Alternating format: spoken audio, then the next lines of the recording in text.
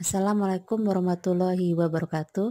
Pada kesempatan kali ini kita akan berdiskusi dengan topik gangguan cairan dan elektrolit.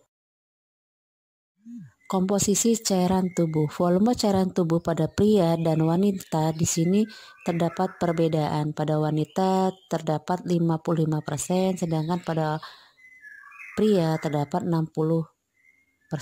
Distribusi cairan tubuh pada seseorang ini akan dibedakan antara cairan intraseluler dan cairan ekstraseluler, di mana cairan intraseluler ini terdapat 23 bagian dan ekstraseluler di sini terdapat sepertiga bagian.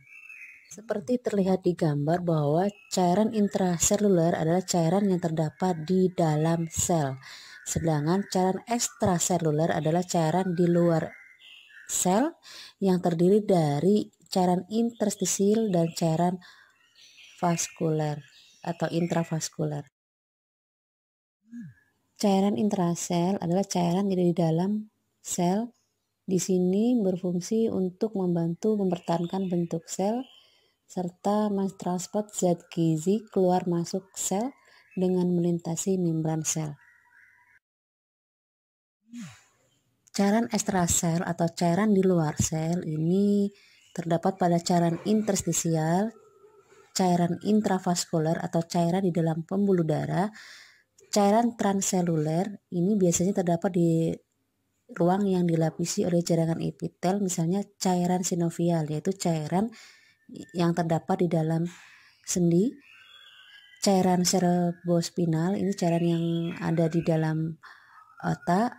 Cairan okuler ini cairan di mata. Selain itu ada tambahan lain, yaitu cairan di dalam saluran pencernaan, saluran empedu, dan pembuluh limfe.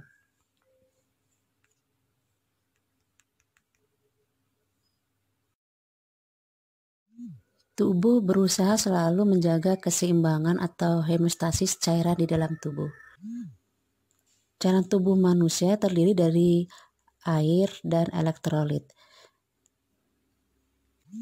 Cairan dan elektrolit masuk ke dalam tubuh melalui makanan, minuman, cairan intravena, dan didistribusikan ke seluruh bagian tubuh.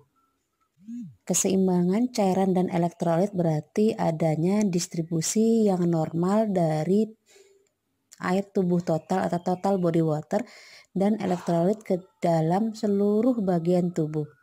Dalam menjaga keseimbangan tersebut terdapat beberapa mekanisme pengaturan volume cairan. Salah satunya adalah pusat haus.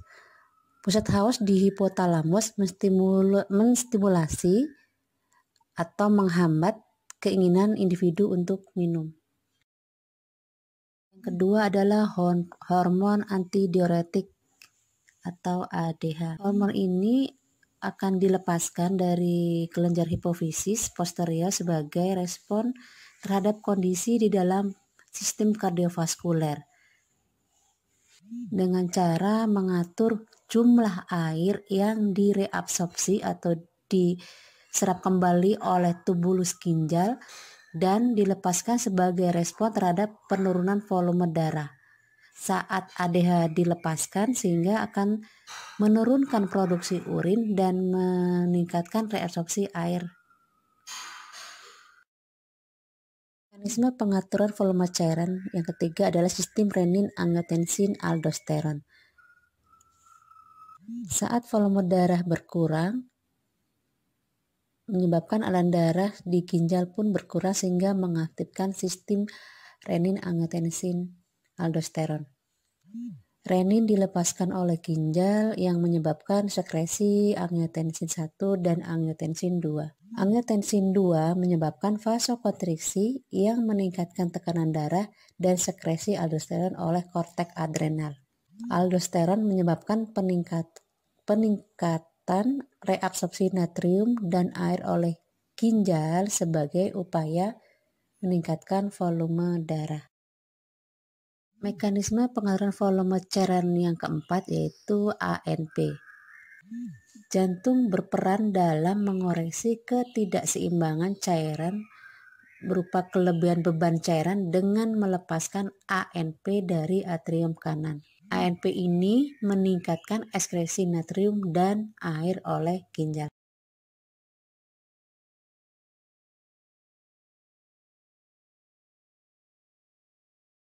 Air memiliki banyak fungsi, diantaranya sebagai pelarut utama di dalam tubuh, sebagai produk akhir reaksi kimia, membantu dalam reaksi kimia, mengatur suhu tubuh. Fungsi air dalam larutan yang lain meliputi mengirim zat gizi dan oksigen di dalam sel, mengeluarkan sisa sampah di dalam sel, memberikan lubrikasi untuk mencegah dinding luar bergeser dengan dinding dalam organ, misalnya dalam organ jantung, organ paru. Air juga berfungsi untuk mengatur keseimbangan asam basa dan cairan elektrolit di dalam tubuh, serta memfasilitasi penggunaan vitamin yang larut di dalam air, misalnya vitamin C dan B kompleks. Cairan intrasel adalah cairan yang ada di dalam sel. Di sini berfungsi untuk membantu mempertahankan bentuk sel serta mentransport zat gizi keluar masuk sel dengan melintasi membran sel.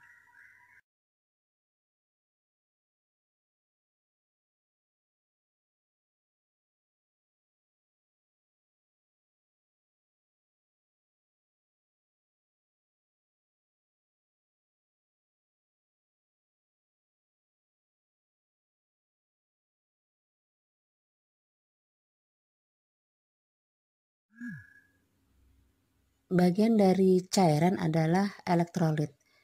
Elektrolit ini ditemukan di seluruh cairan tubuh dan mengalami penguraian menjadi ion saat dilarutkan dalam air. Kalium dan fosfat merupakan elektrolit yang banyak terdapat di intrasel. Elektrolit di dalam ekstrasel di sini ada natrium, klorida, kalsium, dan bikarbonat, di mana natrium adalah elektrolit terbanyak di dalam ekstrasel. Kita harus memahami 3 konsep perpindahan cairan dan elektrolit dalam menjaga keseimbangan cairan dan elektrolit tubuh. Pertama adalah proses difusi, di mana perpindahan molekul dari tekanan atau konsentrasi tinggi ke tekanan atau konsentrasi rendah. Sedangkan proses perpindahan cairan elektrolit yang kedua adalah osmosis, di mana perpindahan air dari konsentrasi zat terlarut rendah ke konsentrasi zat terlarut tinggi. Sedangkan perpindahan cairan dan elektrolit yang ketiga adalah transport aktif, yaitu perpindahan molekul dari tekanan atau konsentrasi rendah ke konsentrasi tinggi dengan menggunakan energi. Kesempatan kali ini kita akan membahas salah satu gangguan keseimbangan cairan, yaitu edema. Edema adalah akumulasi cairan secara berlebih di ruang interstisial.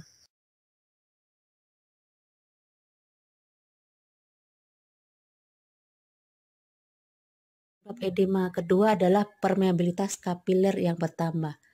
Maksudnya bahwa di pembuluh darah di sini bersifat semi permeabel. Kalau cairan dan elektrolit dapat bebas untuk melewati membrannya, sedangkan hanya beberapa protein yang bisa melewati permeabilitas kapiler tersebut. Elektrolit di dalam ekstrasel di sini ada natrium, klorida, kalsium, dan bikarbonat, di mana natrium adalah elektrolit terbanyak di dalam ekstrasel.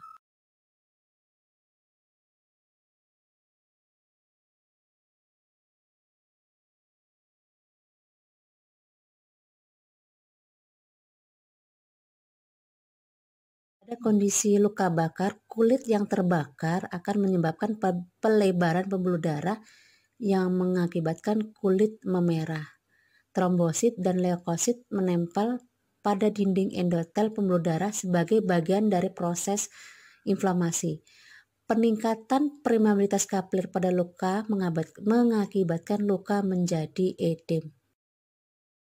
Sebab ketiga terjadi proses edema adalah penurunan tekanan osmotik koloid. Penyebab pertama adalah penurunan produksi protein plasma, misalnya pada pasien dengan penyakit hati atau pasien atau anak yang mengalami kekurangan protein berat. Di sini pada gambar terlihat pada anak yang kekurangan protein, badan terlihat kurus dan pada daerah perut akan terjadi pembesaran. Sebab ketiga terjadi proses edema adalah penurunan tekanan osmotik koloid. Penyebab pertama adalah penurunan produksi protein plasma, misalnya pada pasien dengan penyakit hati atau pasien atau anak yang mengalami kekurangan protein berat. Di sini pada gambar terlihat pada anak yang kekurangan protein, badan terlihat kurus dan pada daerah perut akan terjadi pembesaran.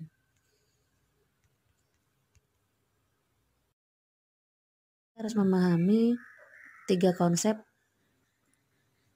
perpindahan cairan dan elektrolit dalam menjaga keseimbangan cairan dan elektrolit tubuh. Pertama adalah proses difusi, di mana perpindahan molekul dari tekanan atau konsentrasi tinggi ke tekanan atau konsentrasi rendah. Sedangkan proses perpindahan cairan dan elektrolit yang kedua, penyebab keempat edema adalah peningkatan tekanan kapiler.